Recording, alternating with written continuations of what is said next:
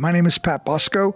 Our podcast gives us an opportunity to visit with you about strategies and techniques that deal specifically with authenticity, the ability to be sincere, responsive, and caring to those we serve. During the pandemic, my wife and I began watching a lot of reality shows. One show we particularly enjoyed was Below Deck. It's about a sea captain who organizes a charter event for a group of well-to-do passengers. And his crew is a seasoned as well as an inexperienced crew that does everything they can to serve the clients that take this 3 or 4 day cruise through the Mediterranean. Captain Lee, in the evenings, makes sure that he is not around. If they go out for dinner, he's there to pay the bill, spends a few moments and leaves. And I think about being alone at the top.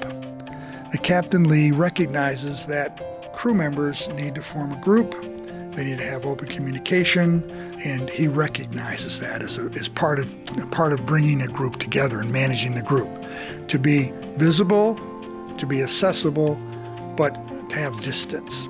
And I recognize that sometimes it's lonelier at the top than you'd like it to be. But that's part of managing. To understand that you may be asked to make difficult decisions, and you want to make sure that you are impartial, that you're fair. Jim McCain, our longtime university president, he was my first university president that I worked for, he often say it's not the conflict, but the appearance of conflict that will get you in trouble. And that's been a mantra of mine throughout my professional career, and I pass it on to our listeners, that it's not the conflict, but the appearance of conflict. So Captain Lee gives us a good example of being able to have distance, to support activities, but to come early and leave early. That it's important that we maintain respectability and understand that the higher you go in an organization, the less genuine feedback you may receive. That people may not be as forthright, particularly if you don't establish an environment where it's okay to express a negative point of view or a different point of view than yours. That you have a supportive environment, that people are not going to come forward and express themselves in open and sincere ways, unless you establish an environment where people can take risks. I always wanted to make sure that evaluations of me were 360 and they were confidential. That Human Resources did 5-year reviews. I even hired a retired psychologist to run evaluations to protect confidentiality. If I'm sincerely interested in getting feedback, that's important that the individuals who are responding understand that I'm going to have no way of knowing the positives or the negative comments that are shared.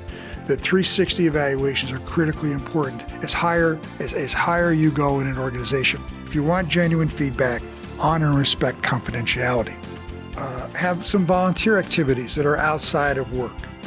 That my activities were softball, and I made sure that my competitive softball volunteer experiences were away from the office.